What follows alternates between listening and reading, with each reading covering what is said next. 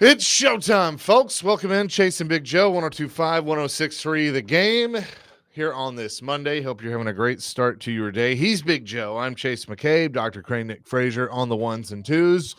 Super Bowl in the books. What's up, Joe? Oh man, just ready to attack the next 6 months without any football. So we're good. We're good. We need a break for now. We need a break for now. I need a break from a lot of things. So do you want me to do the obligatory "The Titans are on the clock"? God, I didn't even think about that. Sure, go ahead and do it again. The Titans are on the clock. Love it. Yeah, they are on the clock. Yeah. So the season has officially come to an end with the Kansas City Chiefs not three-peating after just getting dominated. I mean, there's really no other way to put it. They had no chance. I mean, they were outplayed, outmuscled, out everything last night. So, congrats to Philadelphia, man. So, I've learned something. I want to do a little experiment, a little social experiment. Okay. Because we have this word that was introduced. I mean, it's a word that's been around for a while, but it's been reintroduced in a different way, and it's called the narrative because people have their narratives that they want. Mm-hmm. You know, like I tweeted last night, you know, oh, here we go with the refs and their calls, and people were like, how could you agree with them? I was like, no, I was saying their calls were crap. That's what I was saying. Mm-hmm. Like, I mean, here we go again. People just, you know, already predetermine what they want to hear. So I'm gonna run a little experiment with our text line. Man, what a great Super Bowl last night! That was just so much fun to watch. I was so entertained by that football game. Let me tell you, it was just so great. Didn't you think it was great, Joe? It was a football game. Yeah. I mean, so. I think people see through that. I took umbrage early on with what Tom Brady said about that first penalty on A.J. Brown. He said, you don't call that in a Super Bowl. And my thing is, if you call it in the third week versus the Titans versus Jags or week 5, the Jets and the pay, a penalty is a penalty. Whether you agree with it or not, you don't hold the flag because it's the Super Bowl. I was like, right. Tom, you're better than this. Come on. I mean, that's just it's a penalty, it's a penalty. Like you don't call the penalty in the national championship game when basketball is playing. If it's a penalty, it's a damn penalty. If it's a foul, it's a foul. Call it. I know. I don't want to agree with you, but it's okay to agree. But I do. I mean, but at the same time, it's like there's some. Okay. All right. Let me ask you this. Do we agree that there are rules, but there are some rules that are a little ticky-tack, or some penalties that are a little ticky-tack? Such as?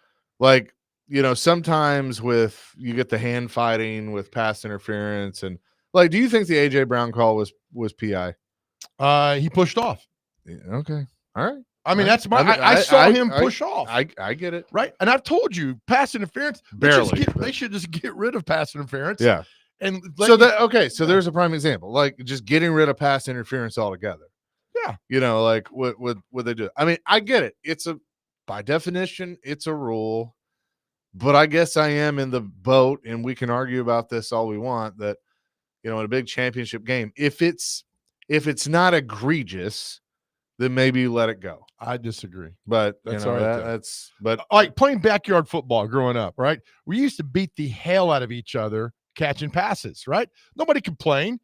I'm the receiver, you're the defender. I could throw you down and catch it. It went both ways. It'll never happen in pro football, but then you get away, that argument's gone away forever. So it's done. You can just go out and pass 5 yards. You can do whatever you want down the field. It'll never pass. Yes. No. Never pass. But I'm telling you, man, I'm on this kick now, and you know what I've talked about.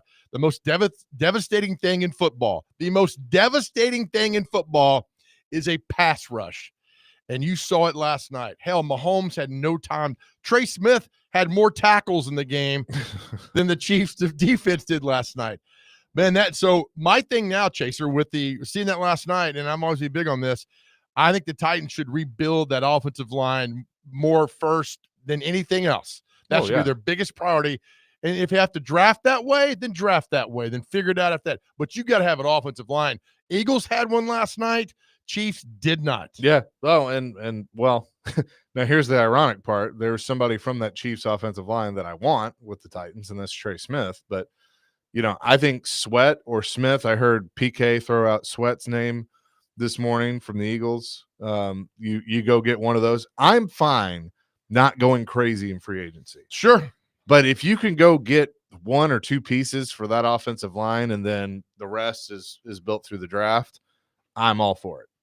Sign me up. Yeah. I mean, you got to do something. I'm all in building that offensive line right now. That's I mean, just me. Mahomes was technically sacked 6 times, but I think it felt like more than that because he was running for his life. He was running for his life, man. And, had – I don't know. I mean, is that the worst game of his career because it's the Super Bowl? Or I mean, it was definitely the largest deficit he's ever faced. It was pretty bad, man. I mean, it was a bad – I mean, those 2 interceptions were bad. They were.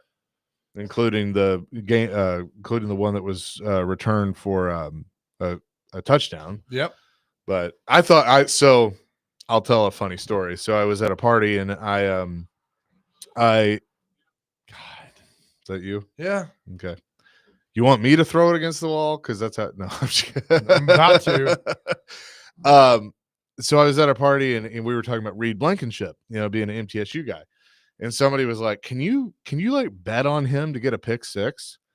And I was like, well, I don't know. And I started looking through DraftKings and sure enough, you could. Ooh, okay. And so I was like, you know what? I'm going to dabble on that. And when the pick 6 happened, all I saw was a 3 and I like jumped up and I'm like, oh my God, that's Blankenship. I thought it was him too. Cause I mean, I saw a white guy. So I was like, I'm like, oh, I thought it's Blankenship, but it wasn't. And that's okay. But what was the odds on Blankenship?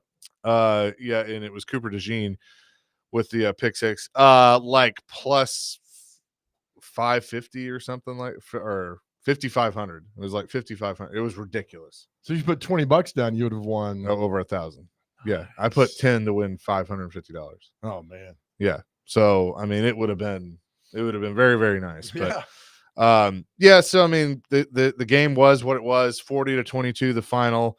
The Chiefs did get a couple of garbage time touchdowns that didn't really matter in the end. I'm going to say this, and there's going to be Titans fans that are probably going to disagree with me on this, but you know what? Congratulations to AJ Brown. Good for him. Yeah, he got a ring. Right. And I tweeted last night, the curse is done. We're done. Moved on. He got the trade. He got the Super Bowl. He scored a touchdown. They win. So the AJ Brown hex is gone. We're him, good. I want to tell you though, this is the level of petty I am. Yeah. I really would love it if he sent like a gift basket to Amy Adams Strunk house. Oh yes. Just say thank you. Just a thank you card and sign AJ. That would just be he gold. Would never do it. No, but it would be Lord. so like it's something that I say that I would do and I wouldn't actually do it. But like that's like next level Hall of Fame petty and would be just so awesome. I still see when they're like, all right, we're going to trade him. And John, trade him to the franchise, trade him to a team where they hate their players, whether they win or lose. All right, Philadelphia, here it is. And now he's up there in Philadelphia, been to 2 Super Bowls, won a Super Bowl, got paid. But the hex is off. We're done. We're all good now.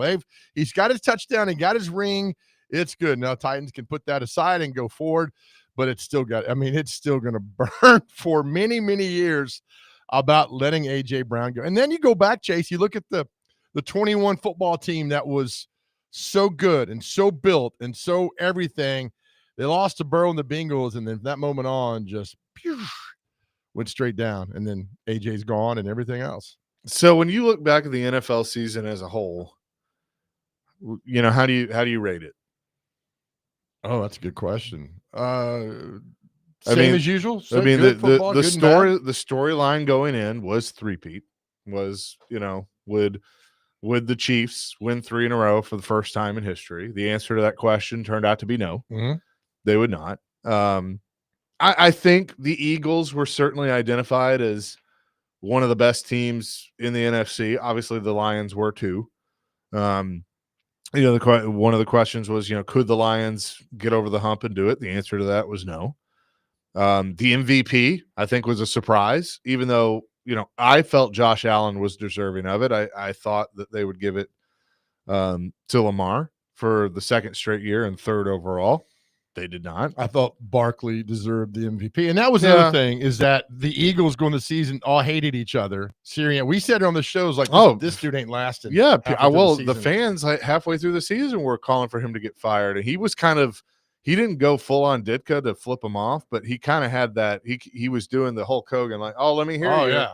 Yep. You know, and so I like him. I do like him as a coach. I mean, he's got some of that, you know, Je ne quoi. F around and find out Yeah. kind of, He's you got know. a certain something that Yeah. you can't No, put no, your no. finger on. Yeah. Yeah. Je ne sais quoi. Very Yeah. nice. That's it. Yeah, but he does. He does. I mean, he's just, you know, he's very just like, hey, this is what I am.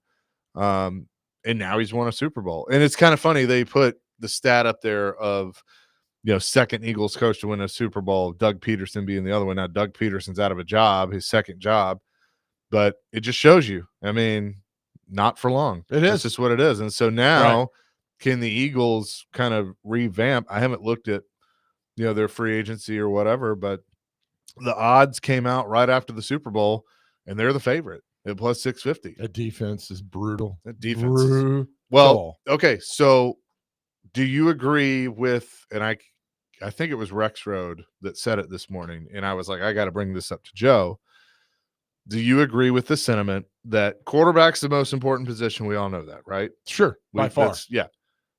D-line would be next, then O-line. That's what Rex Road said. God, I hate agreeing with him because he's usually wrong. It most made of the me time. think, because initially I was like, no, I think it's the O-line, but I'm like, you know what? If you have a pass rush, Well, I mean, that's the most devastating thing in football is a pass rush, nothing else. A good pounding running game, yeah. But if you've got a tee off defensive front that can get after the quarterback pass rush, then you have to build your offensive line. So I totally agree. I can't. And he's wrong 90% of the time on most of his things. So it's quarterback, yeah, defensive line, offensive line. I agree with that because you gotta tit for tat, man. Yeah. That's what you got to do for this.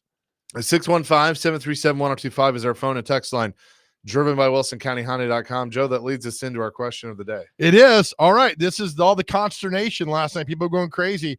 If you are in charge of next year's halftime show, who are you choosing?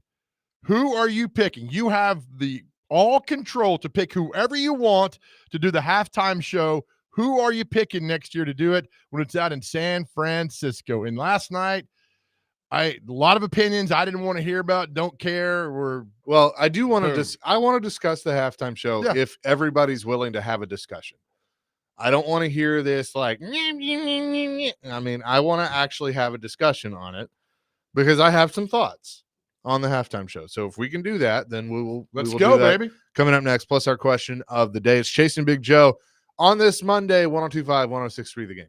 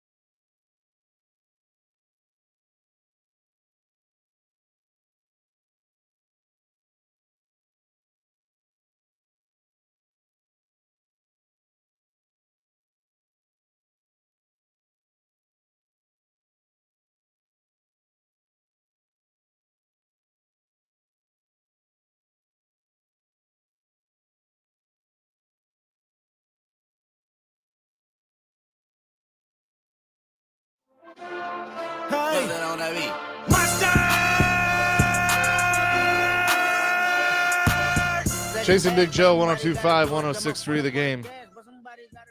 This is Kendrick, right? Okay, that's what I thought. That's what I thought you were doing. He All just right. yells mustard, and I just think it's hilarious. Yeah, well, I think that's a producer. Oh man.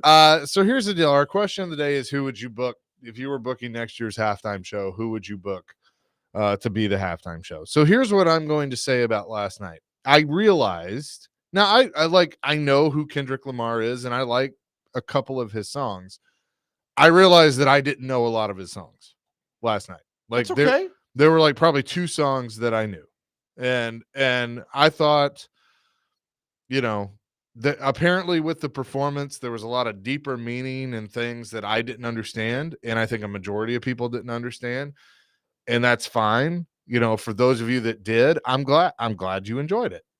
It was not my favorite performance because I think there was just a lot of stuff I didn't know about. Like I don't know about a lot of the beef with Drake and all that stuff. Another show will cover that. But I just, I don't understand a lot of it. And so therefore it wasn't that entertaining to me. A phrase that I was taught a long time ago when I got into this business that I used to roll my eyes at, but it's not wrong. You have to play to the broadest set of the audience. And that means you have to play to a majority of the people. And so while I appreciate, Kendrick as an artist and I love hip hop, I love R&B. I mean, the last 5 Super Bowl performances have kind of been from the same genre. Right. My thing is let's just change it up a little bit. I'd love being from Nashville, Tennessee to see a country act. When was the last time there was a country act? Was it Did Shania do one? Cowboys? Shania did one, but then it was the Cowboys and the Bills in Atlanta. You had Travis Tritt and Clint Black and Yeah. others that way. But Yeah, Shania did one year too. But I mean, I know he's controversial, but Morgan Wallen, like, are we gonna get a Morgan Wallen? Like, I think that's where it goes next year. Luke Combs would be cool. Eric Church, some of the all-star. That again, I appreciate music. I have a very eclectic taste in music, wide range. I love hip hop, like the Dr. Dre, Snoop Dogg, Eminem, Kendrick Lamar, Mary J. Blige from a few years ago was probably the best one in the last 10 years. It was one of my favorites. Yeah, it was good. I thought Rihanna was good. I don't like as much of her music, but I thought it was good. I thought Usher was good last year. Kendrick was fine. It just, I would like to see a little more variety when it comes to the music. That's all I'm saying. I equate mine to soccer. I hate soccer. I'm not a soccer fan. I'm not spending a second watching it. And so one of my good friends is a soccer fan, and I'm like, blah, blah, blah. And he's like, why do you want to put down something that I enjoy? I'm like, you know what? You're right. So I'm like, so I was like, I don't like soccer, but I don't need to tell you that I don't like soccer. Okay. Sure. That's just being a jerk that way. I don't know any Kendrick Lamar music. He's popular. And all that, but that's great. I don't know any. So I'm not going to sit here and bash something that I don't know while you enjoy it. What does that do for me? I'm tough guy. Look at me. I can put you down. We put others down to feel better about ourselves. That's why we do that. So if you enjoyed it last night, fantastic. I'm all for you enjoying it. I just didn't watch any of it. I don't know his music, and that's okay. There's a lot of people like, I think a guy next year they put out there, everybody loves Garth Brooks. Yeah, Let Garth Brooks do it. Garth. Everybody, it's Garth, it's safe, it's easy, blah, blah, blah. And there's going to be a fraction of people who don't like. That's fine. How about this? It's okay. Josh says Jelly Roll, Post Malone, and Eminem. You're kind of covering a lot of ground there. If you did that, I'd be cool with that.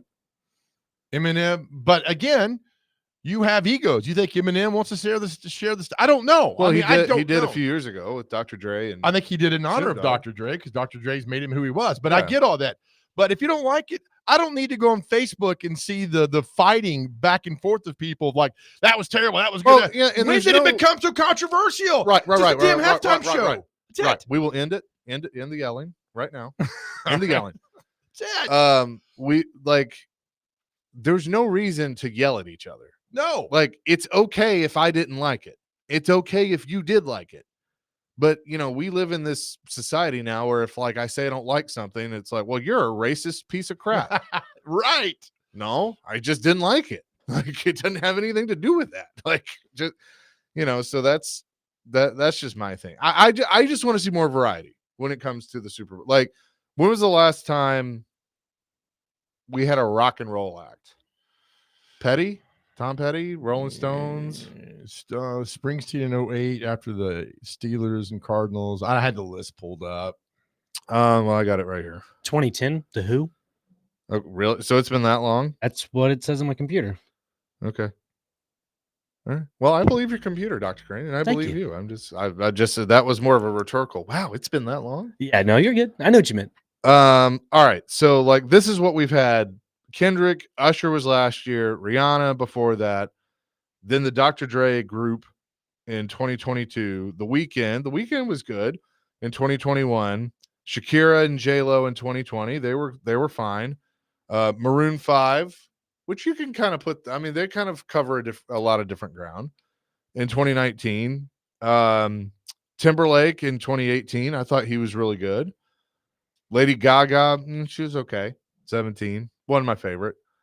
Coldplay would probably, that's 2016. They're rock, sort of. They were okay. I'm not a huge Coldplay fan. Katy Perry before that in 15. Bruno in 14. He was really good. Beyonce in 13, the last time it was in New Orleans. Madonna before that in 12. Black Eyed Peas in 2011. They were good. And then The Who in 2010. So that's what you've had in the last 25 years. Yeah. So I think next year they go, Or 15 I think they go to a Luke Combs, Morgan Wallen. They do that. I mean, I just think that they'll just naturally go that way. And it's fine. If you enjoyed it last night, it's great. If you didn't, fine. It's okay. It's okay to disagree. I just don't go on social media and blast other people because they enjoyed it. I don't understand that way of thinking, because I used to be that way 15, 20 years ago. I'd put you down because I didn't know what was going on. So in order to make me feel good, I had to put you down. And I was like, my God, that's so stupid to do that. But I think they will. I just didn't know when this became so controversial. It's just a halftime show. That's Right. it. Katie, what do you remember about Katy Perry's performance? The Shark. The Shark, right? It's exactly what I remember about that. Lady Gaga, was she not on top of Reliant Stadium? Did the jump off In lower, yeah. So, Yeah. I mean, there's things like that. You remember that was like, oh, that's cool. But now it's gotten to like, oh my God, I can't believe that. And Rihanna, nobody, stop. Yeah, and look, I mean, again, Stop. I like a lot of these people. I just, I like a lot of different kind of music. Like, so pop, hip hop, R&B, rock, country, so, and again, maybe I'm in the minority there where a lot of people, most people don't, Right, yeah. but I mean, I would just like to see some variety when it comes to that. I Yep. mean, it's been a hip hop or an R&B artist the last 5 years, depending on what a fair point is, what do you consider The Weeknd? I mean, The Weeknd, again, he covers a lot of ground. He does. So, and that's cool. Like if somebody did like a Post Malone, Jelly Roll, and then one other, you're covering a lot of ground there. So is it covering ground, or do you want just a good music? I want good music and an entertaining show. Okay. And look, Taylor's going to do one eventually, right? I mean, probably. Maybe. I don't know. She got, evidently the people there said she got booed pretty heavily when they showed her on the Jumbotron, which just makes me laugh when you just take time to boo people. I find that funny. I mean, yeah, why not? I mean, but next year, San Francisco, do you go San Francisco theme like Grateful Dead or something along those lines that Metallica grew out of San Francisco? Have they ever done one? I'm not sure if they've ever done one. I mean, Metallica? Yeah. They're from San Francisco area. I don't think they've ever Didn't they? I think they did do one. They did. I could be wrong. I don't know. So you had 09 with Springsteen, Tom Petty, Prince, the Rolling Stones, Paul McCartney. Yeah, I don't think they have done one. Shania Twain, No Doubt. See, you could do like Aerosmith in sync, like you did kind of a crossover thing. Yeah, like that's fine. Yeah, Metallica would be great in the Bay Area. So if you do it from the theme of the fact of where you are located, then nobody's got a chance to gripe and bitch about things, and that's fine. Yeah, I mean, I think it's interesting. A couple of suggestions that came in. Billy Joel has gotten a suggestion. Him and Elton John would be good. I think Billy They Joel's hate on. each other now, so Do they? yeah. You were at that party, and that's how you know that stuff. 11:37 Jelly Roll, Kane Brown, and Riley Green. You'd cover a lot of ground there. That's for sure. Joey from Bellevue. A lot of people have said Metallica. Because they're in the Bay Area next year. Let's see, 8771. Anything but the stuff they've been doing lately because they have been terrible. Last night was horrible. You couldn't hardly understand what they were saying, and you could clearly see that they were lip syncing. Okay, Everybody lip sync just about. Lenny, they should have a professional wrestling match at halftime. And get a lot of views. Tell you that right now. 6380 said Nate Bargatze. You said why, and then why does it have to be music? Be different. It has to be music. It has to be music. I get it, but I don't think Bargatze. I don't think a comedy act at halftime would be good. Hey, I was in the airport the other day, and let me tell you what, man. Nobody's listening to Eric that. from Mount Pleasant said Ozzy. Ozzy, man. I would love Ozzy. Yeah. You would love Ozzy.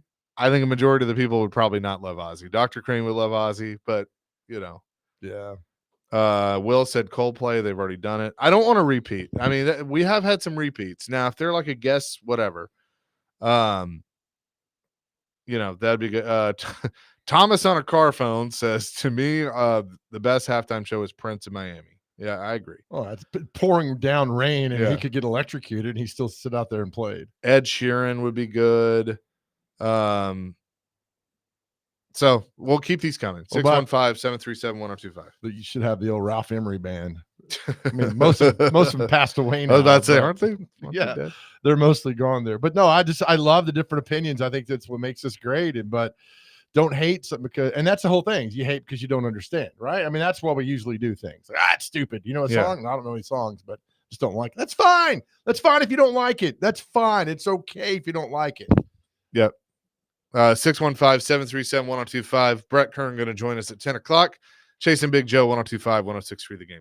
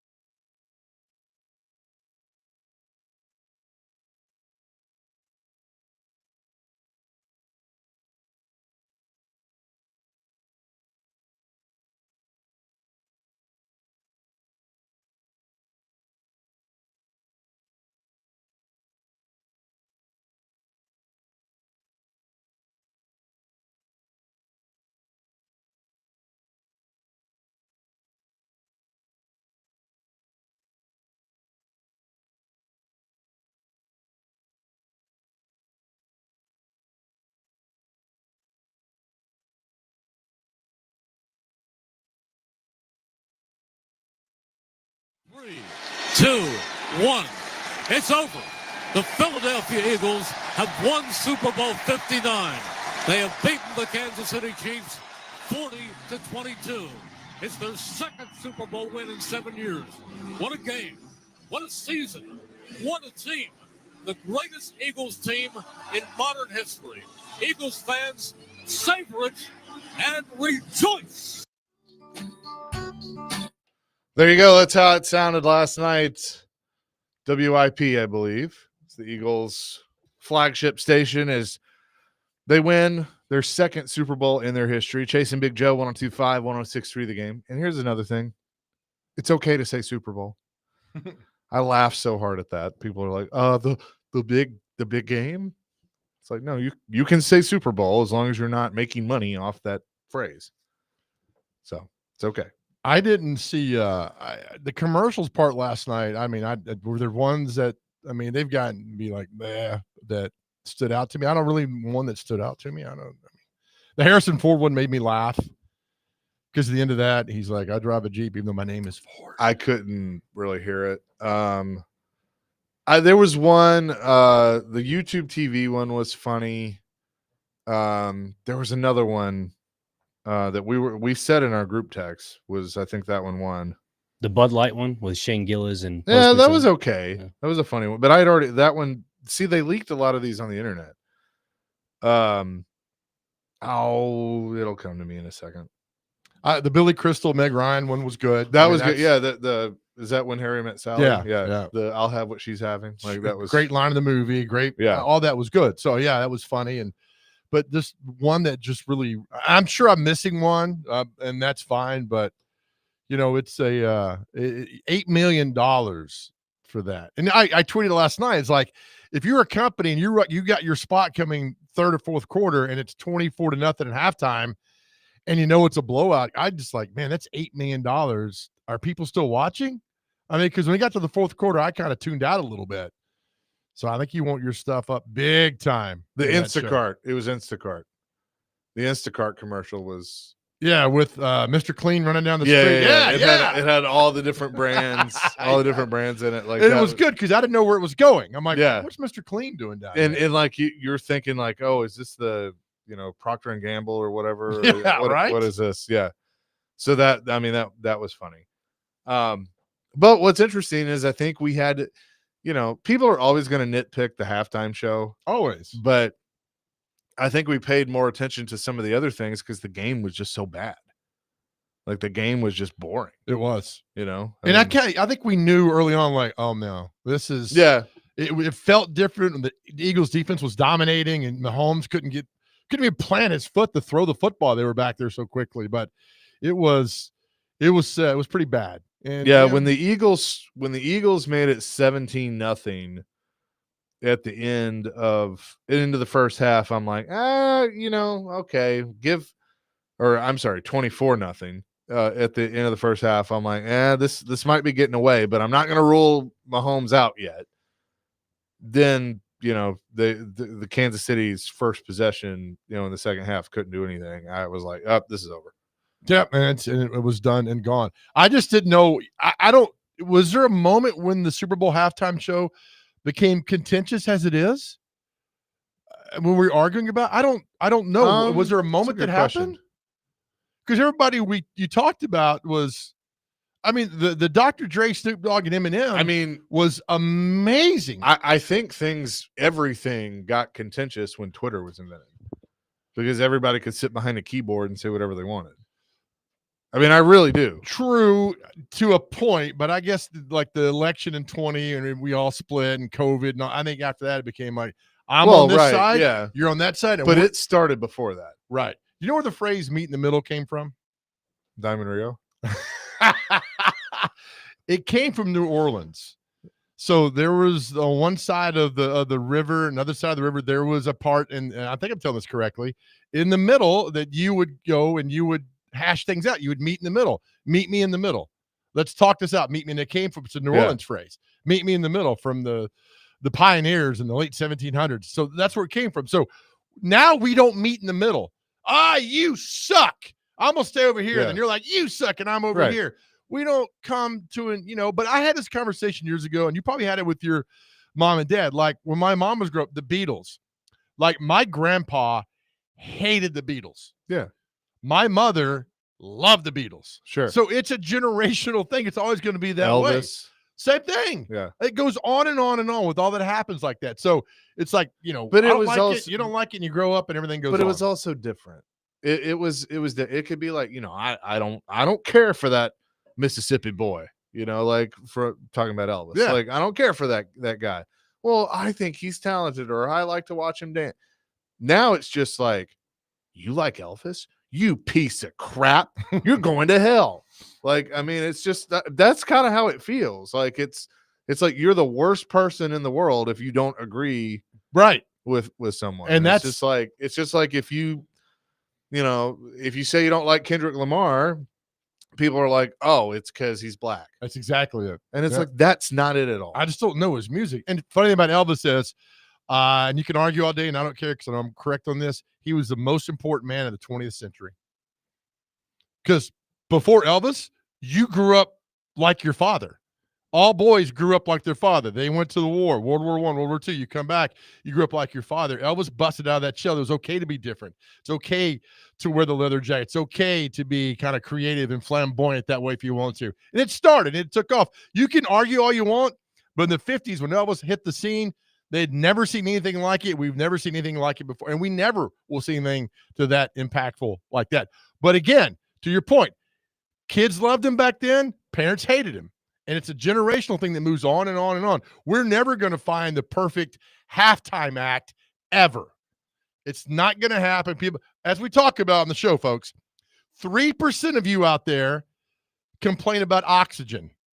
That's how it's and what color the sky is. and all that stuff. So just enjoy it. It was fine. And it's not going to, and I tell people all the time, don't suffer imagined troubles. Don't let some guy singing halftime show that you don't like ruin your day. Nobody cares.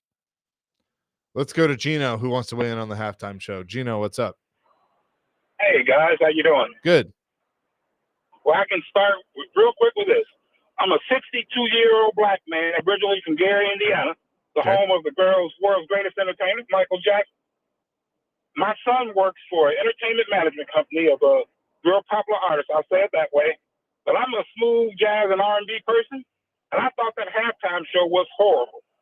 Nothing against Kendrick Lamar and people who like his music. I get it fine. But I was missing something, too.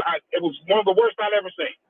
So thanks for your comments. You guys have a great day. Love talking to you. Love listening to you. Thank you, Gino. Appreciate it. And look, there you go. Fine. That's it. And that's why I kind of think for the halftime show, when they do like crossover acts, like, the thing, like when they did the Dr. Dre group a few years ago, that was generational. Like you got a couple of different generations with that group, because you had the old school West Coast hip hop, with Dre and Snoop Dogg. And then you kind of had Eminem, which was, even though he was with them, was kind of a genre in his own.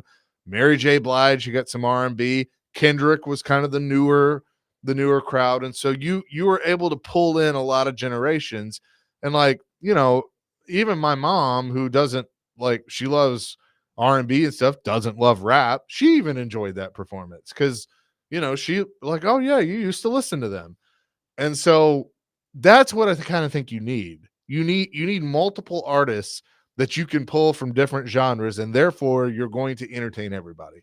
Totally Kendrick agree. Lamar, looking at it from a performance, it was a great performance. I just didn't understand a lot of it because I'm not a huge Kendrick. I'm not a huge fan. That's okay if you're not. And like that's what I said to you and Ricky. I was like, I think I'm not enjoying this because I just don't know a lot of his music. I don't understand a lot what's going on, and so therefore it doesn't appeal to me. Right. It doesn't mean like that I hate him or think he's a bad performer. I thought it was good performance. And here's the problem: is that I agree with you 100%. So those who attack us. Sure. Because it's like, wow, you don't like him because he's black. I just don't like the music. It's okay if I don't like the music.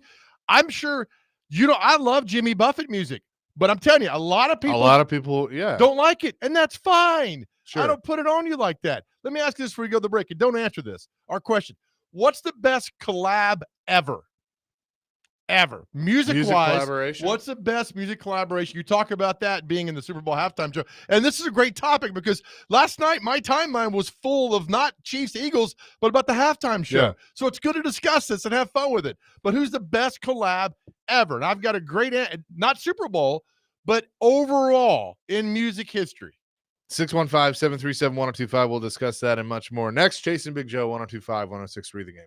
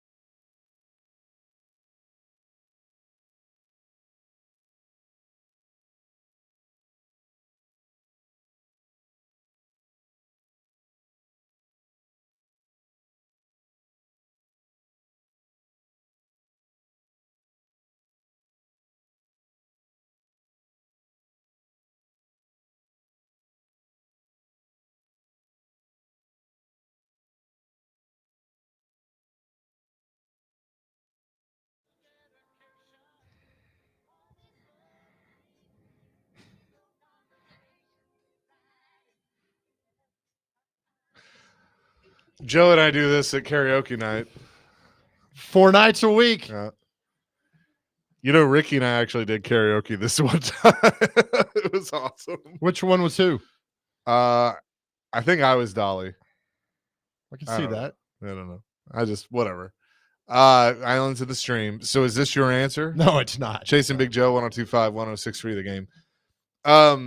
Can I go first? Yeah, absolutely. I think the most transcending, or one of the most transcending collaborations of all time, was 2001, Eminem and Elton John performing together at the Grammys, because that got a lot of people's attention, because nobody ever thought they'd see that. And I think it was Elton John called Eminem to do it. It was Eminem's song Stan, in which Elton sang the chorus for the song. So but that one, I mean, that one was pretty game changing when those two got together. I am going. This doesn't have to be a musical Grammy Super Bowl. Yeah, that was the But first thing. the first time I heard Run DMC and Aerosmith a lot of people have said that. Walk This Way, I was like, what is this? Yeah. What is going on here? What is this? And it saved you Aerosmith people can argue. It got all day Aerosmith long. back together. It saved Aerosmith, and it introduced us this whole genre of music, which was just fantastic. And the Beastie Boys and Run DMC, they came here in August of '87 at Starwood, still one of the greatest concerts ever because they were on top of the world. But to me, that's the greatest, in my opinion, the greatest collab. There's other ones that are fantastic that I'm probably forgetting about right now, but that was the one. I bet. Here's one. Al says a classic collaboration, Under Pressure, David Bowie and Queen. Great one. Didn't David Bowie do another one with Mick Jagger? They did Dancing in the Street. They did. Yeah. That's somebody took out the music and just left the words part of that, and it's one of the best YouTube videos ever and they lip synced the words in there with them, and it's great. How about Michael Jackson and Paul McCartney, The Girl Is Mine? Well, they did a couple of things, but that's a big one. Before Michael bought the Beatles masters. Right. It did all that. I read Paul McCartney owns Buddy Holly's masters. Oh, really? It's very cool. That's a good one. Anything that puts us into a different light of like, oh, that's really cool. That's nice going on. What's the one that Eminem had with, was it Rihanna? Yeah, he's had a few with her. Yeah, really good. The Monster and Love the Way You Lie. The Monster is the one. Great. Fantastic. Monster. Sometimes they don't work, they don't hit out, but sometimes you're like, all right, if it takes you to a different place musically in your head, it's a winner. But see, I love when there's crossover. Like Nelly and Tim McGraw did a song good together song. over and over again. You know, you have rap and country. Those are good. I can't read this. That was funny. Yeah. Well, here's one. Remember, 2003, Jimmy Buffett went into another hemisphere because he did 5 O'Clock Somewhere with Alan Jackson. Yeah. Because Jimmy Buffett was kind of in a genre of his own. And then he tiptoes into country. It took off. And did that. And then he released a subsequent album with, the cover of Hey Good Looking that had a ton of country stars on it. But, 5 O'Clock Somewhere kind of relaunched Jimmy Buffett to a different younger generation. Yeah, I totally agree with that. Yeah. So, I mean, I'd say that one. 0900 says Phil Collins and NSYNC when they did the Tarzan soundtrack. I mean, he texted this in 3 times so he'd read it. So I just want to make sure. Got it in there. Good. That's Joey from Bellevue, Ozzy and Rob Zombie doing a song together.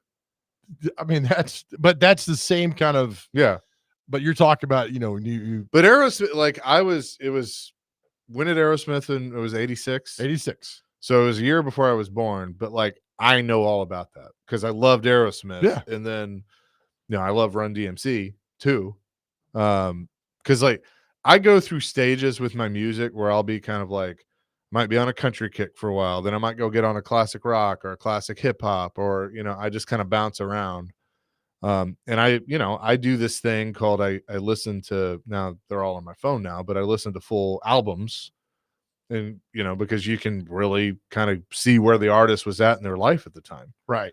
When you're going to listen to a full album. So, I mean, there's no right or wrong answer. It's just very cool when that happens. And when they get together and things could make music magic, whatever it goes. Those are the best ones that we like. And they stick around for a long time, and you just love it, man. Now here's a good one. And this is not I mean, I don't know how you describe this, but Patrick says the best collab in my mind was Hank Jr. and Hank Sr. with Tear in My Beer. Okay, that's I mean, Hank Jr. took one of his dad's songs and they redid it with recordings of Hank Sr., who had been long gone at that point, and Hank Jr. singing with his father. yes. Didn't the Nat King Cole and Natalie Cole, Yeah, Unforgettable, yeah, same thing. You yeah. take those and be able to put those together, which is There's a Leonard Skinner song called Traveling Man, which was one of the last songs that Ronnie Van Zant and that group had written, and they had performed it live a couple of times. So Right. there were some recordings, but Johnny Van Zant in the new version of Skinner recorded that song using his vocals and Ronnie's vocals, and it was the one and only time they could, sing together. I have no problem with that. I think that's good to go. Yeah. So I mean that kind of stuff is cool. And especially now with technology, we're able to do those things. A lot of cool things like that. But wouldn't it be cool if you got these old bands at halftime to do this, like Skinnerd and the bands that you go out and see, the Crows, or just somebody just all together and one time, not in a Super Bowl show, but just like they toured together. Be great. Al said SNL, Eddie Murphy and Joe Piscopo doing Stevie Wonder and Frank Sinatra. It would be great. Oh man. Charlie wants to weigh in real quick. Charlie, what's up? Hey, thanks for taking my call, and all y'all's are probably better than mine. But the reason I like Mary J. Joe Blige and U2 sang One. Oh, and it's actually better than just the U2 version, if you ask me. Yeah, so, that's a great one. Have y'all heard Kristen Bell and the middle-aged garage band man sing "Islands in the Stream"? No, I have not. Look it up. It's on YouTube. Kristen Bell, the actress. Yeah. She ain't Dolly Parton, but she can sing. It's pretty daggum good. Awesome. Okay, buddy. Well, thanks for the call, Charlie. Appreciate it. Okay. Thank you, buddy. I'll have to check that out. I like Kristen Bell. Coming up next, we'll get Brett Kern's thoughts on the Super Bowl and moving forward now with the Titans. We'll do that next. Chasing Big Joe, presented by the Omni Nashville Hotel, broadcasting from the Busy Bee Plumbing, Heating, and Air Conditioning Game Nashville Studios, home of the $99 yearly Beehive membership, where the buzz is always about great service.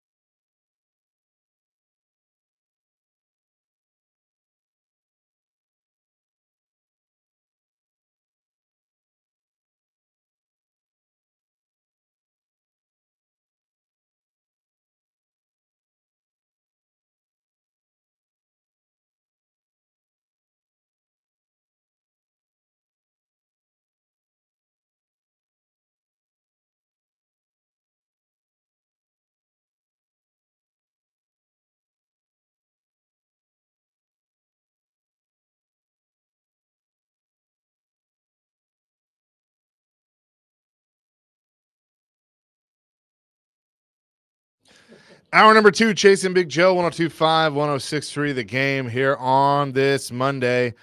The Super Bowl in the books. The Eagles defeat the Chiefs 40-22. To talk more about that and the offseason, we bring in former Titans punter and former Eagles punter, Brett Kern, who is on the line with us. Brett, what's up? What's going on? Just an exciting football game last night. Yeah, I mean, riveting. how about riveting? That is the best way to put it. I mean, what was more surprising to you, the fact that the Eagles won or the fact that they dominated the way that they did? Probably just how they dominated. 42 dropbacks, 39 of them, they only brought 4, and 3 of them, they brought 3. 42 dropbacks, right? Only sending 4 guys, and you get 6 sacks. The 2022 Super Bowl, they had 11 pressures, and 0 sacks, right? And Mahomes was able to, rush for 44 yards, got a long of 26. That was the whole, remember when he had that ankle injury, and I remember guys coming off the sidelines after he ran that 26-yarder, and they're like, there's no way that guy has an ankle injury. He's too fast. Yeah. So, and then you go back to the AFC Championship game, right, with the Titans. Mahomes, he had 8 rushes for 53 yards. You remember that 27-yarder right before half, right, that just kind of seemed to, take a huge momentum shift towards the Chiefs, right? And so I think just what the Eagles were able to do with the 4-man rush last night, they played zone pretty much the whole night, which took away Andy Reid and those pick concepts and, those routes that they did so well against Buffalo. And to get the sacks that they got, it was just complete domination. And I'm happy for them. And a lot of good guys, AJ getting that ring, and Kari Blossom game, and Kyle Phillips, right?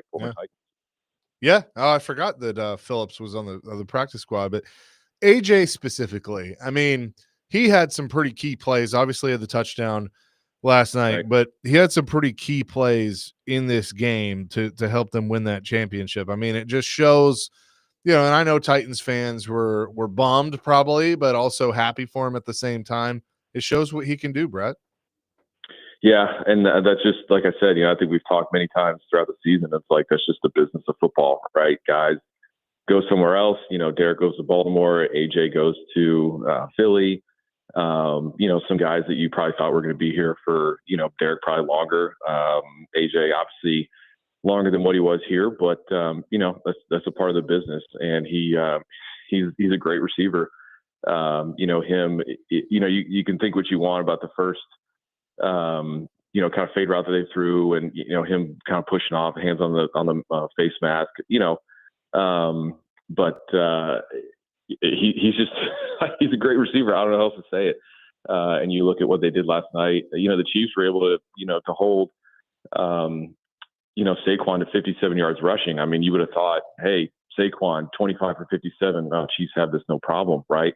But then you look at what the Eagles did. Smith, a 46-yarder for a touchdown. Jahan Dotson, a 27-yarder. Barkley got a 22-yarder. AJ, a 22-yarder. And Dallas Goedert got a 20-yarder. So there's 5 receivers that all had explosive plays, right, through the air with Jalen. And so the Eagles were just able to slice and dice. And then the turnovers for the Chiefs, Mahomes obviously not having his best game. And when those turnovers happened, and how they, the pick 6, another one where they get on the 14-yard line, and Jalen's interception, the Chiefs cooks, he gets the interception, he runs out at the 2. And so I think if you're Michael Clay, the special teams coordinator for the Eagles, you're like, yeah, all right, that's probably better than a punt. So that's just a lot went well for the Eagles last night, and not too much for the Chiefs.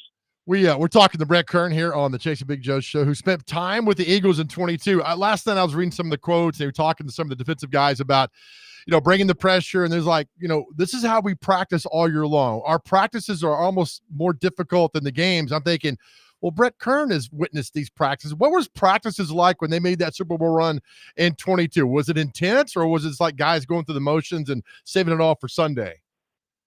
It was intense, but I think it's I would say it probably got more intense, right? I think losing that Super Bowl in 2022 just left a really sour taste in a lot of the guys' mouths, right? And to be able to come back I mean, let's face it, all the pressure was on the Chiefs last night, right? Try to get a three-peat, first time ever in NFL history. And so the Eagles have to hear that. And now they're coming back saying, okay, we're better. We're more prepared. We're going to come in and beat these guys, right? We're the underdog.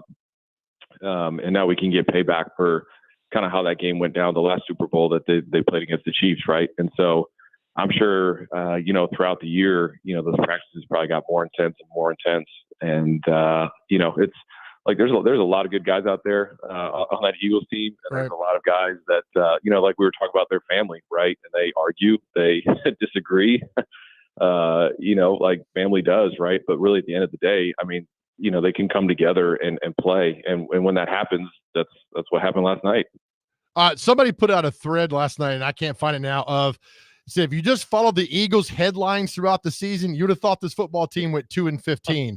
And I just thought it was funny because it was so dysfunctional. But even Nick Sirianni's talked about, like, we're a family. We argue, we fight, but then we hug each other and we love each other, and we know we're all going towards the same goal. And I'm like, man, that's pretty strong. Yeah, and even if you watch some of their games, throughout the year, it's like, you got AJ reading a book on the sideline. Hey, Inner Excellence, get it today. Yeah, it's a great book. That's the #1 bestseller on Amazon here in a couple hours.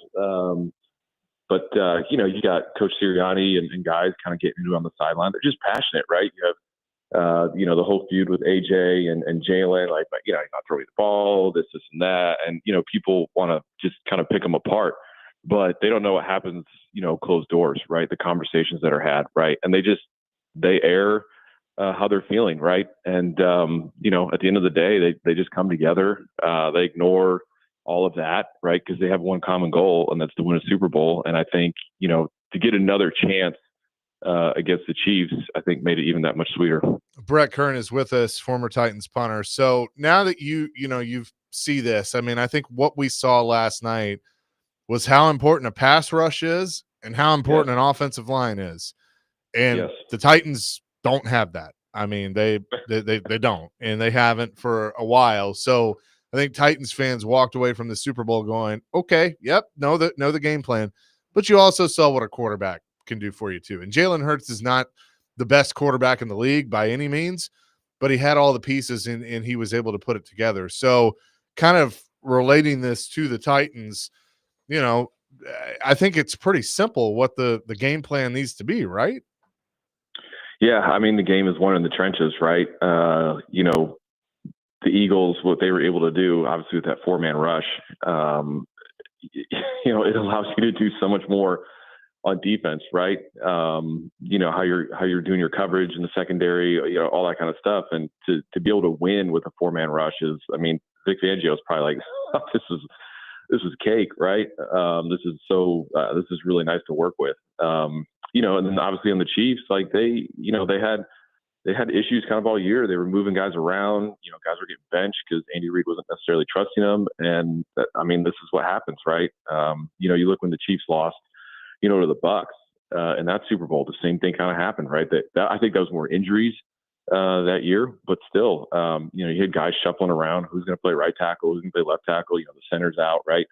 And the Bucks with the rush that they had, I think that was Ndamukong Suh, Gerald McCoy, right? Vita Vea, like that. I mean, that's a stout defensive line, coming after Mahomes, and it worked, right? So I just think, the game's won and lost in the trenches, and if you have a pass rush, or if you can protect the pass rush, that really sets a lot of things up for you, offensively, and allows you to do a lot of different things defensively. And I think, seeing how the Eagles, with what they had on defense in their pass rush, and then obviously the offensive line that they have is pretty dominant too. So you can say they're the standard, right? But I mean, that's kind of what it looks like, when you have both of those clicking.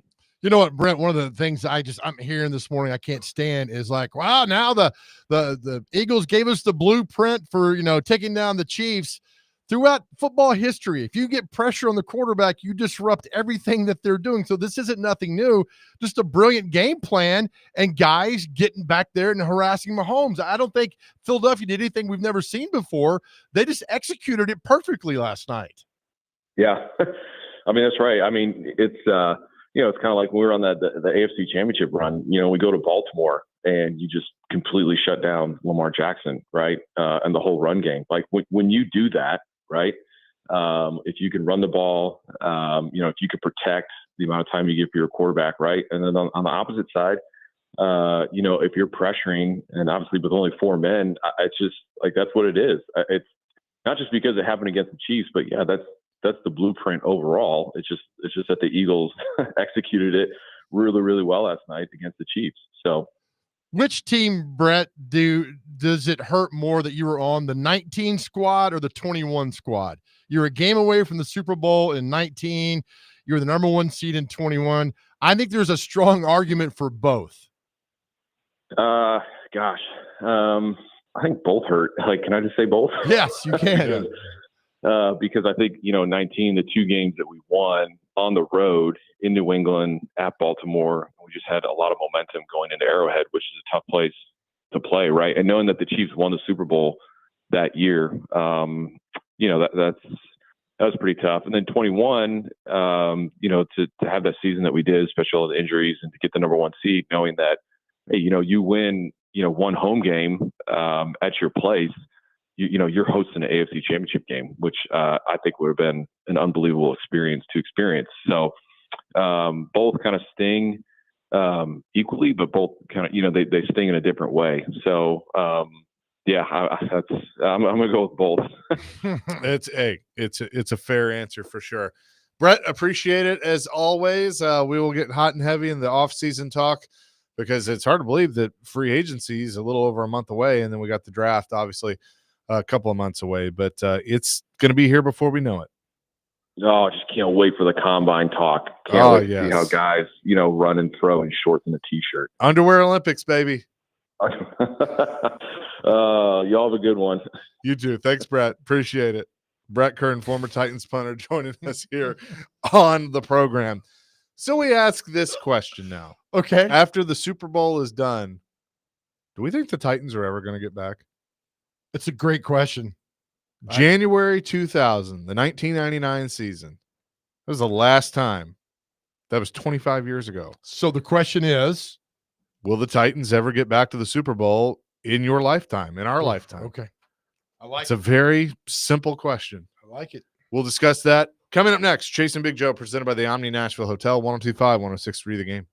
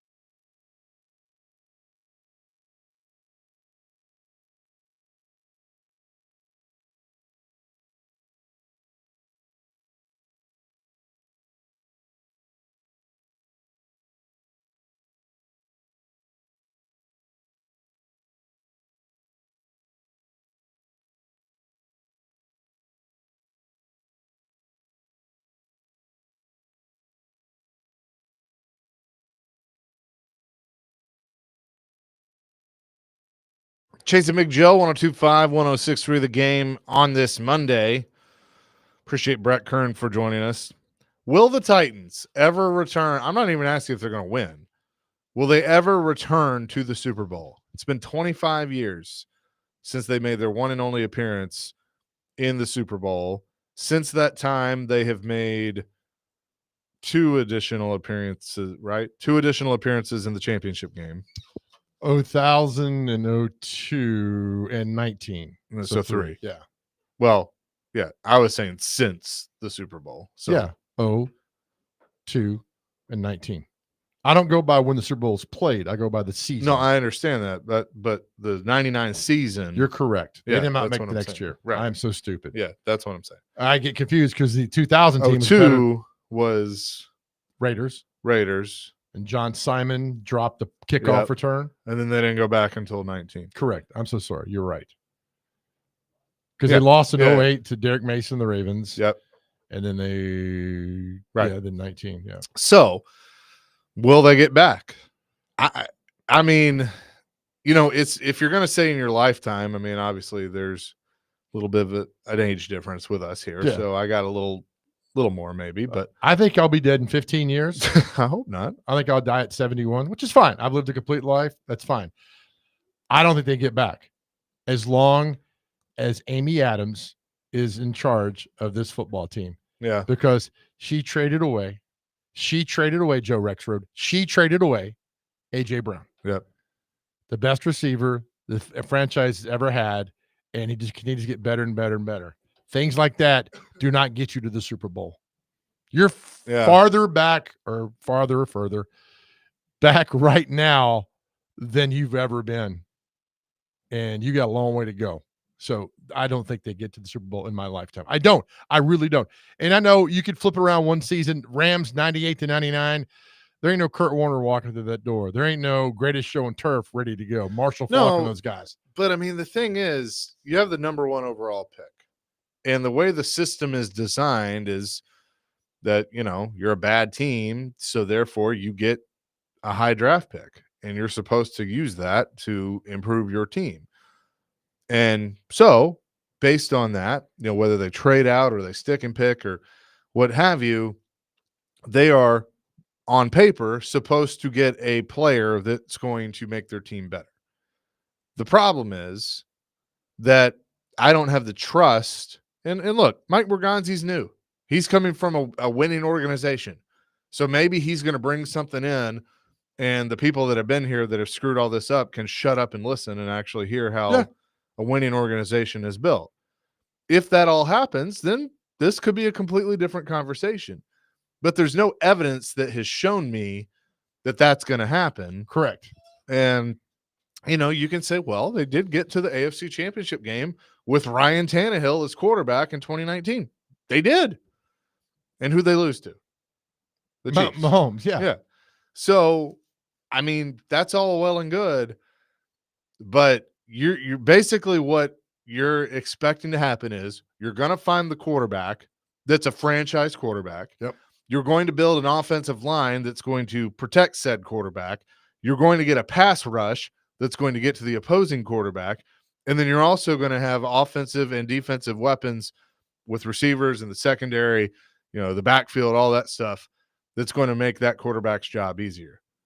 It sounds simple, but that's a lot easier said than done. And again, this organization has shown me that they can get some things right, but they can't get it all right. And it's hard to do. Philadelphia didn't even have it all right. They just had it all right at the right time. So what's your timetable? I'm going to say no. I'm going to say they don't. I don't think I'm going to ever see it. And that's just it's disheartening. And I hope I'm that's why we wrong, keep but- watching, because you hope that we are wrong and it's going to go on. But I mean, think about the Falcons in 16, where they got there, they lose to next to the rebound, and also the Patriots. They're nowhere near getting back there, and teams that are nowhere near getting back there, it's tough to get there. And I just don't see it happening. The man. only way it happens is if they have, because we all agree that, Bud Adams was not the best owner in the world by any means. right. But you had and I will give credit to both. You had Floyd Reese and Jeff Fisher that could overcome some of that. Now, they didn't overcome it enough to win a Super Bowl, Right. but they overcame it enough to have a lot of success in their run. There was a 6-year period that was pretty damn good. Yeah. Right. And they got to 1, they got to 2 championship games. They were the number 1 seed. I mean, they had a pretty good run. The only way that you're going to even sniff it is if you can have that again. If Mike Borgonzi's that guy or Chad Brinker's that guy, Brian Callahan got to be that guy, then okay. But again, the evidence, now Borgonzi just got here, but the evidence on Brinker and Callahan right now does not point in that direction. That can change. I'm with you, man. But it doesn't point in that direct, because all we've gotten for the last 3 years is, well, he did it wrong. Well, no, he did it wrong. Right. Well, he did it wrong. All right. A bunch of excuse making and finger pointing.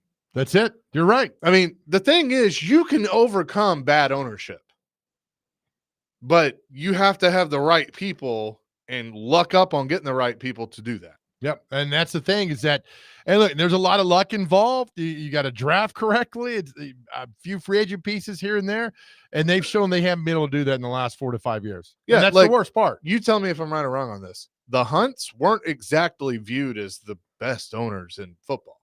They got the right people in place. Yeah, they did. And kind of step back from it and let it happen. Right. They got Andy Reid. They got Mahomes. They got, Beach, the GM that basically does what Andy tells him to do. But, and they got the right people, right scouts. And then therefore they kind of backed off. That's it. Yeah. But I mean, the Hunts didn't do anything special. No, I mean, it goes back to getting your quarterback and then building around him and going forward. And right now, I just don't think there's too many pieces. And then when they do get the pieces, they're able to screw it up somehow. And Amy Adams screws it up somehow by trading away guys, and because she's mad. And until that stops, they're not going to get any forward momentum. Matt from Camden says the Titans will not make it back to the Super Bowl because they are an unserious franchise that is just worried about making money and not worried about putting a winning product on the field. Mm-hmm. Pretty simple. Justin says total homer take, but yes, the Titans are the worst team this city has seen in the history of the Tennessee Titans. When you're in the basement, the only place to go is up. I feel like they take huge steps this offseason, and within a couple of years, they're back in the mix. That's exactly how they've done things. Justin, I hope you're right, man. I really do. I don't think you are, but I hope you are. Let's see. It did make me feel good seeing D-Hop drop that catch. He got a touchdown. He did get a touchdown. And he got a 2-point conversion too, I think. Yes, he did. 615-737-1025. That's our phone and text line, driven by WilsonCountyHonda.com. Do you think the Titans will ever go back to the Super Bowl? Joe and I say no, and I think a lot of you kind of feel the same way. But we'll discuss that and much more next. Chasing Big Joe, 102.5, 106.3, The Game.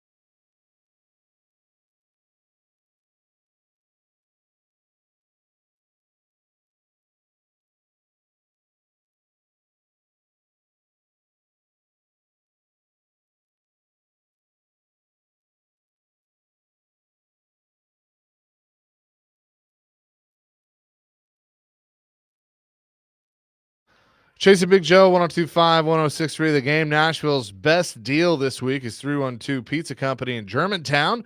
312 Pizza Company serves the best pizza in town, as well as Chicago-style eats like Chicago dogs, Italian beef sandwiches, and more. Head to theGameNashville.com/deals to get half off a $30 gift card to 312 Pizza Company while supplies last. That sounds really good right now. We had some Chicago-style pizza in Chicago. We did. When we went with the Predators.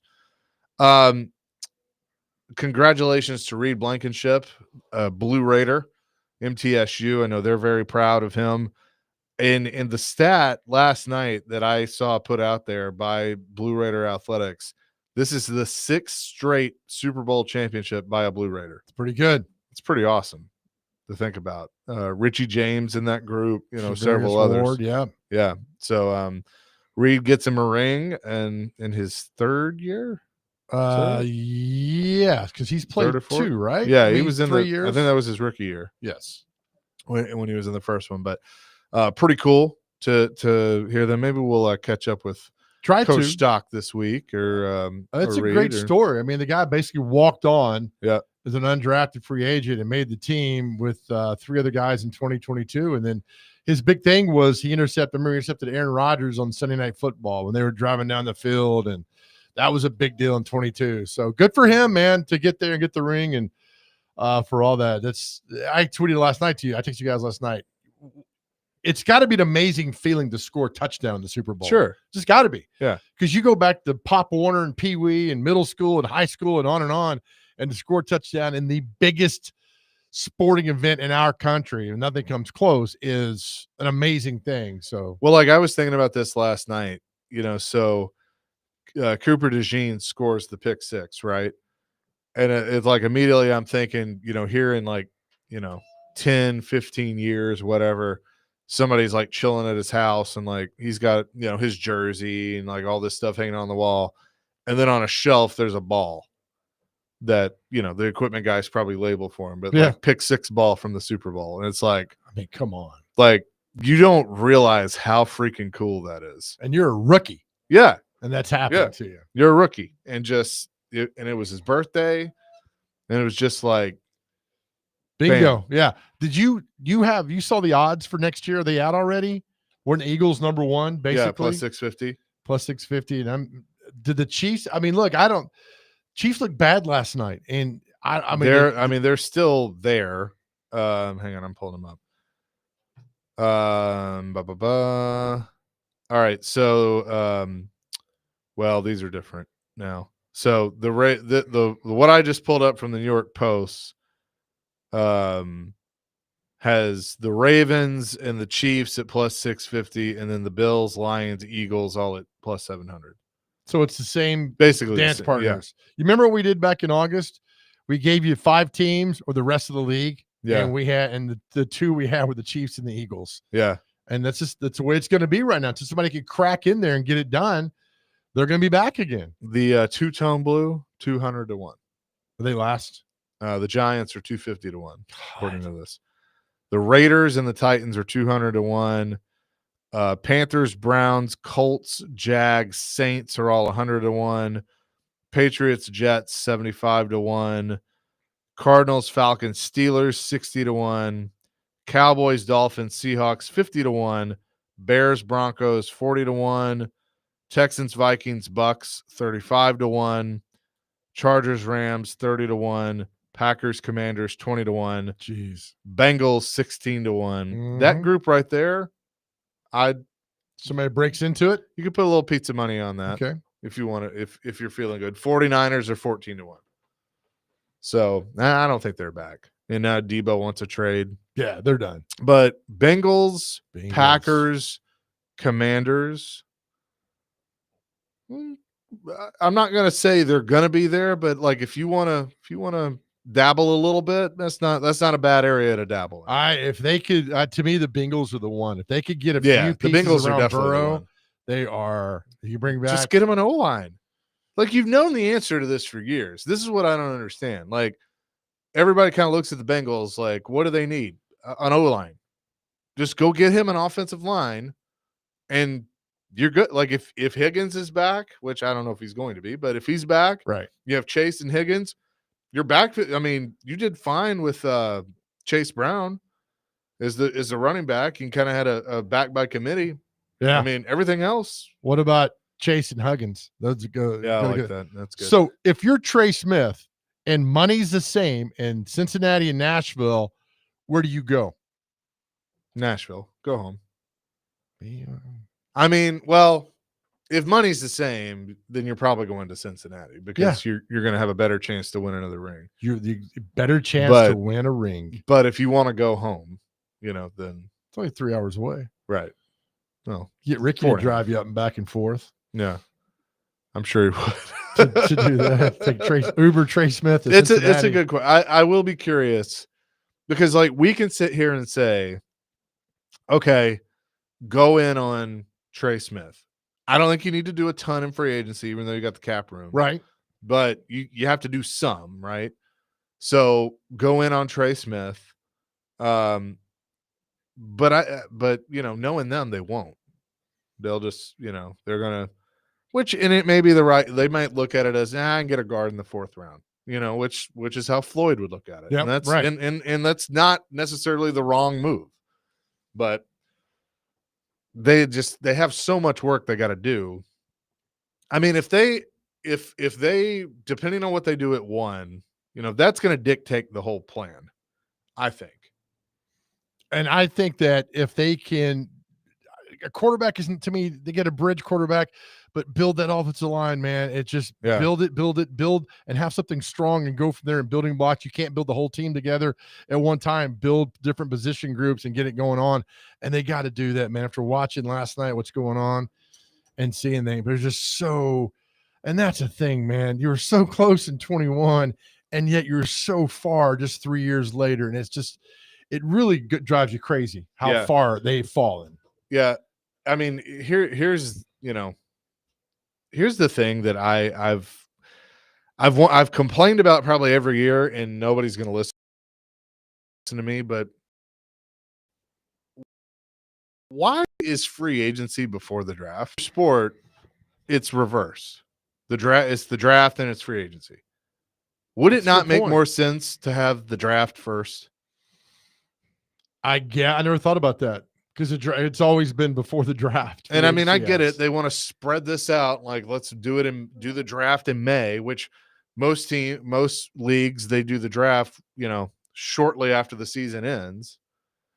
But the NFL wants to spread all this out. But like, my thing is free agency starts in March, Right.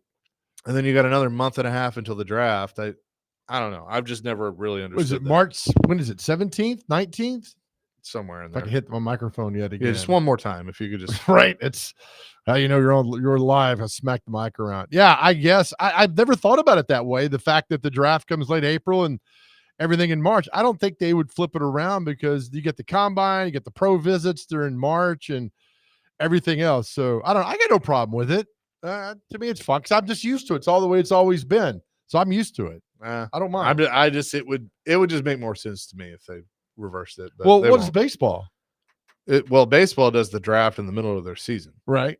and then free agency is at the end of the year. End of the year. Yeah. But the draft is still before free agency. Well, it depends how you look at it.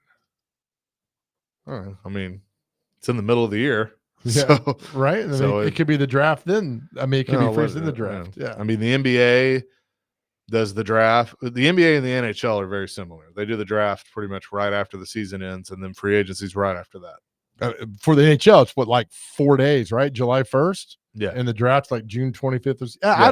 I don't mind. It's just the way it's always been because you have the combine, then you have the pro day visits, and you have free agency, and then you get ready. Well, for the it's draft. their way of just stretching it out to get as much juice out of the NFL lemon. And that's what it is. Yeah, I mean, the draft used to be in like late December, I think, back in the 40s and 50s. It's moved around everywhere, and so they'll put it there when they made it into an event. It's at Yeah. Lambeau Field this year. It's going to Yeah. be huge, and I'd like them to go back to calling it the first year player draft. first year player draft. Yes. That could be fun. Right, with all the things that they go on. I just think it's just NFL is NFL. They're going to do it their way, and Nobody's gonna move it around like the overtime rule. I like 25-yard line and like college. The NFL's ever going to adopt that? No, because No. the college is doing it. They're going to do their own thing, which is fine. But they do what they want to do.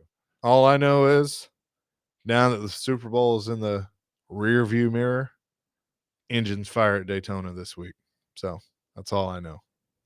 Chase Elliott was at the game last night. He sure was sitting up there. He sure was. They did a lot of IndyCar. Do they have commercials, too. IndyCar on Fox? They do. Okay. Yeah, it's the first year that they do. So saw Joseph Newgarden. They showed his commercial. I saw Which a is cool. commercial for Daytona and Little Hunt Brothers Pizza. Yeah, Emblem that popped was up there. That was there. So very, very cool. But I guess tomorrow or qualifying's at some point. I think it's Wednesday night for the 500 and then the duels Thursday night. So it's almost here. Looking forward to it. It is here, baby. Yes, it is. We will come back with what day is it and celebrity birthdays. Chasing Big Joe, 1025, 1063 The Game.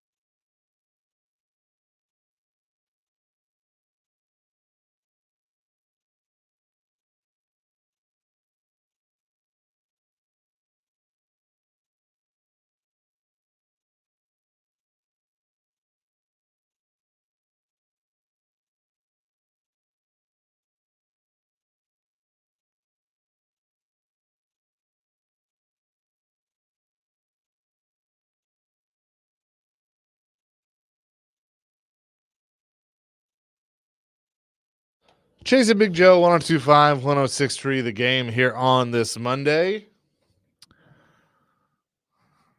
I forgot what I was going to say. Just say how much you love everyone. I love everyone. That is for sure. It feels like a Monday. Definitely Doesn't feels matter, like a Monday. right? It Yeah. does. We're going to have to shake that off. See the weather forecast this week? Good Yeah, Lord. it's going to be cold. Severe downpours all week. But you know what? I'm excited. Monday Night Raw tonight, Bridgestone Arena. I'm going. Going to be live on Netflix. So that will be fun. So time to looking get forward down to there tonight. I'm probably just going to leave the show and go down there. Just hang out all day. Just hang out at Tootsie's. No, not What's wrong really. with that? The show starts at 6:30. I think they have some dark matches and then on the air at 7. But with that, let's get to what day is it and celebrity birthdays. And it is presented by Jared Company Inc. Jared Companies Inc. Above and beyond industry standards. Commercial plumbing and HVAC, all forms of HVAC units, commercial, refrigeration, grease trap cleaning. Just visit them at jarrettcompaniesinc.com. All right, gentlemen. First on the list we have is clean out your computer day. So, if you had some stuff you need to clean out What your you got to computer. clean out of the computer there? I mean, I don't have anything on my computer. Stay away. It's a brand David new one. James looking at you. Next one we have is international. Tax returns 1997. You got that folder in there? You might. International Cribbage Day. I'm not sure what cribbage is. It's a but game, right? Yeah. A card game or something? Yeah. It looks like a board game. Board like game? a Yeah. It's a game. oval-shaped board game. Let's see. International Epilepsy Day. So there's that. National Have a Brownie Day. Love brownies. What There kind you of go. brownie? Well, it's funny you asked. The next one we have is National Cream Cheese Brownie Day. So That okay. actually sounds really I'm good. a big fan of cream cheese here, man. I there like you it. go. National Flannel Day. Joe, you wear a few of those from Love time to flannel. time. Look, Walmart has flannels. They had them for $8 and they're fine. I got like 7 of them. I do it on rotation. Okay. Yep. Next we have is National Football Hangover Day, as of course Super Bowl. National Home Warranty Day. Let's see. Oh, this is good. National Oatmeal Monday. So, Joe, you love your oatmeal. I love oatmeal. And to follow oatmeal, we have National Poop Day. So, Is today National Poop Day? I swear, yeah. What's the That's picture awesome. they gave you? An crappy. empty roll of toilet paper. Oh, Nice. okay. Yep. Okay. The end of I'd the like roll. to I have another one. No, I have more, but that's Yeah. okay. Yeah. We also have a National Plimsoll Day, which is a guy I looked it up. Samuel Plimsoll. He created ships that created a safer environment for them. I don't know, something like that. So when I call you a plimsoll, it's a good thing. Yeah, I'd say a All term of endearment, in some All right. regard. When have you ever called anyone that? 2 days ago, I called him a plimsoll. Okay. Me All right. or Yeah. him? Oh, okay. We have Teddy Day, which is like Teddy Bear Day, and to wrap it up, Umbrella Day, which we'll need some of that this week. Okay, nice. All right, time for Umbrella, Ella, celebrity birthdays. You have to get them within 2. Our first birthday, singer Roberta Flack, the talented, the beautiful Roberta Flack.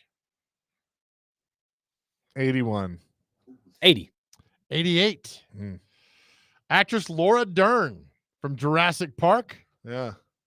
By the way, they showed like a preview of a new Jurassic World. I don't really think we needed another one.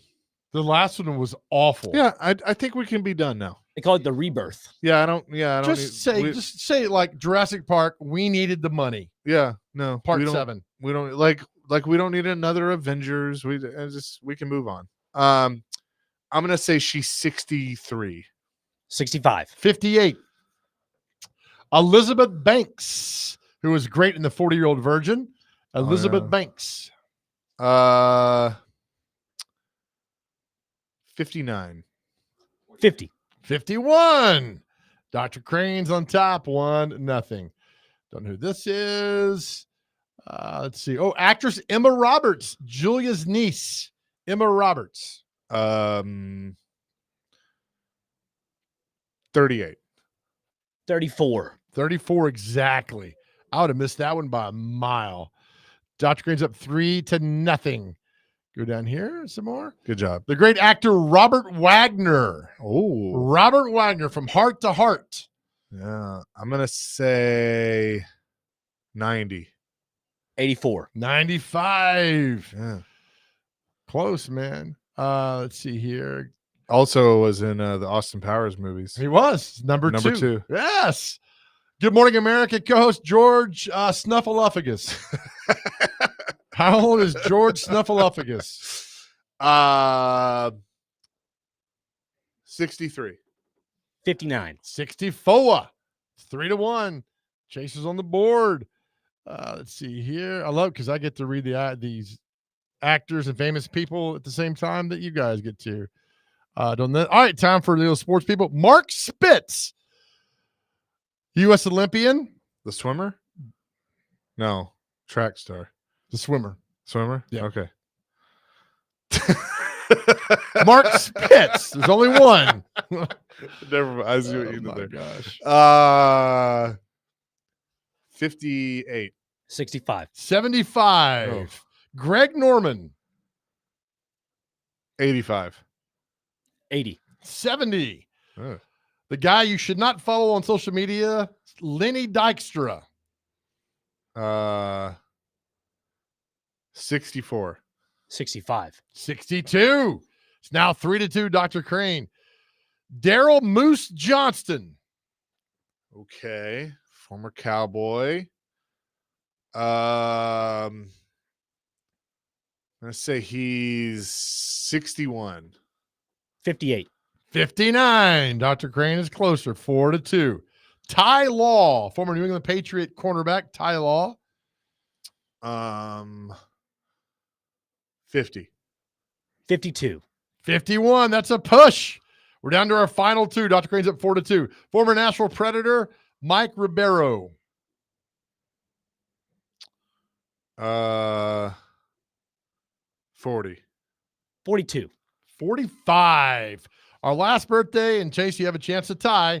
I think he went to UT, a sprinter, fast man on the planet at one time, Justin Gatlin. Of the Gatlin brothers? Of the Gatlin brothers. He played a harmonica for him. 50. I have no idea. 44. 43. Dr. Crane Nice. starts the week off right, winning 5-2. Well done, Dr. Crane. Celebrity birthdays and what day is it? Presented by Jarrett Companies, Inc. Above and beyond industry standards, electrical services, electrical installations, inspections, upgrades, and replacements. Just visit them online at jarrettcompaniesinc.com. As we end our show every time to our guys out there, Super Bowl's over. You're thinking, I got nothing to look forward to. Yeah, you do. Your wonderful, beautiful life that you're doing right now. If you're struggling, need to talk to somebody on the cell phone. You can dial, call, text 988. Please utilize that. There are great people standing by to talk to you no matter what you're going through. Please do that. Before you do anything, please talk to someone. We always tell you that. Know that we love you. And more importantly, God loves you. Amen to that. Peace, love, rock and roll. DVD coming up next. 1025, 1063. The Game.